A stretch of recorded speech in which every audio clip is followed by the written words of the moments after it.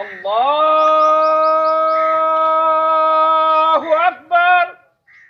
तंगवानी बरसां एक ॾींहुं पहिरियां ॾुवारनि तां पुलिस मुक़ाबले में शहीद थियल पुलिस साहूकार अब्दुल नबी बिजाणी जी जनाज़ा नमाज़ बाणे ॻोठ गुलशन बिजाणी में अदा कई वई। शहीद जे मड़ खे आहुन दाहुन सिसकियुनि ऐं सुर्गियुनि सां मिटी मां हवाले कयो। शहीद जी जनाज़ा नमाज़ में अशरफ खान बिजाणी, डीसी कश्मीर मुनवर मिठियाणी, एसएसपी कश्मीर ज़ीशान शफीक सिद्दीकी समेत पुलिस रेंजर्स के आला अमलदारनि, शहरनि इलाइक़े वासियुनि, सियासी और समाजी शख्सियतुनि ऐं मुख़्तलिफ़ बिरादरनि जे माण्हुनि वॾी तइदाद में शिरकत कई। हर वक़्तु आगाहण लाइ ॾिसंदा रहो जेडीन वेब न्यूज़।